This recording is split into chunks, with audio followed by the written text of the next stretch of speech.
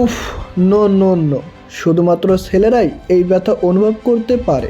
ইস, কি লাগাটাই লেগেছে। আপনি যদি একজন ছেলে হয়ে থাকেন তাহলে নিশ্চয়ই আপনি এই ব্যথা অনুভব করতে পারবেন। এটা যে কারোর লাগুক না কেন, এটা আপনি অনুভব করতে পারবেন। যেমনটা ফিল করেছে গ্যালারিতে থাকা এই দর্শক ও মাঠে থাকা বেন স্টোক। গতকালকেই হেরে যেতে পারতো ইংল্যান্ড, কিন্তু না, সেই ম্যাচটিকে টিকিয়ে রেখেছে আজকের দিন পর্যন্ত বেন স্টোক। আর ইনিংসের ৬৮তম ওভারের ঘটনা ছিল সেটি। অস্ট্রেলিয়ান বলার নেসারের কলা ডেলিভারিতে রীতিমতন বেন স্টোকের জায়গা মতন গিয়ে আঘাত করে। যেই জায়গায় আঘাত করলে একটা ছেলে কিংবা একটা পুরুষ মানুষ ছাড়া সেই ব্যথা কেউ অনুভব করতে পারবে না। হ্যাঁ দর্শক, সাথে সাথেই মাটিতে লুটিয়ে পড়েন বেন স্টোক এবং তার চোখে মুখেই দেখা যাচ্ছিল কতটা ব্যথা পাচ্ছেন তিনি হাসবেন না কাঁদবেন তিনি কিছুই বুঝতে পারছিলেন না।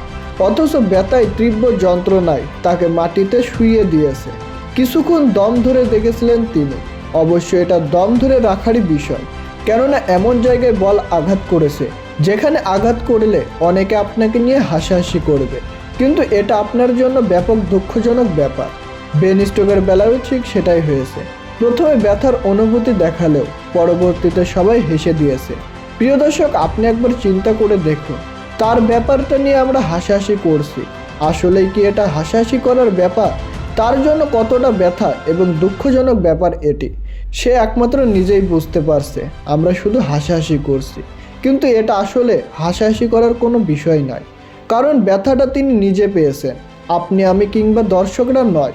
তবে ক্রিকেটে এই বিষয়গুলো সচরাচর ঘটতেই থাকে, কিন্তু আজকের বিষয়টি বেন স্টোকের জন্য ব্যাপক মর্মান্তিক ছিল।